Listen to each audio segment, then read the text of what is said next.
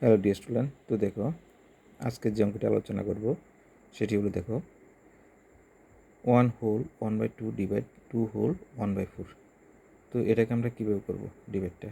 তাহলে দেখো এটা প্রথমত দেখো এটা কিন্তু মিক্সড ফ্র্যাকশানে আছে, অর্থাৎ মিশ্র ভগ্নাংশে আছে। তখন এটা আমরা কনভার্ট করব অপকৃত ভগ্নাংশে, অর্থাৎ ইমপ্রপার ফ্র্যাকশানে। আচ্ছা, এরপর আমরা ক্যালকুলেশন করব।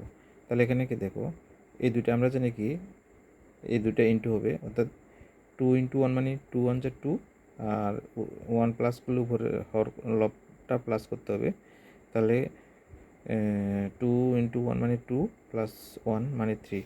তাহলে উপরে হবে কত, অর্থাৎ ডিনোমিনেটর হবে 3 আর ডিনোমিনেটর তার সেম থাকবে 2 ডিভাইড সেম এখানে হবে। তাহলে 8 প্লাস 1 মানে 9, 9/4। আচ্ছা, তাহলে এখানে আমরা 3/2 ইন্টু করলে কী হবে, এটা যেহেতু আমরা ভগ্নাংশে ডিভাইড করতে পারবো না, তখন আমরা এটাকে কী করবো, ইন্টু করে উল্টে দেবো। তাহলে এখানে 4/9। আচ্ছা দেখো এখানে 2 দিয়ে ডিভাইড করলে 1, আর 2 দিয়ে ডিভাইড করলে 2, 3 দিয়ে ডিভাইড করলে 1, 3 দিয়ে ডিভাইড করলে 3। তাহলে কত হলো দেখো আনসার 2/3। এটাই হলো আনসার, ঠিক আছে।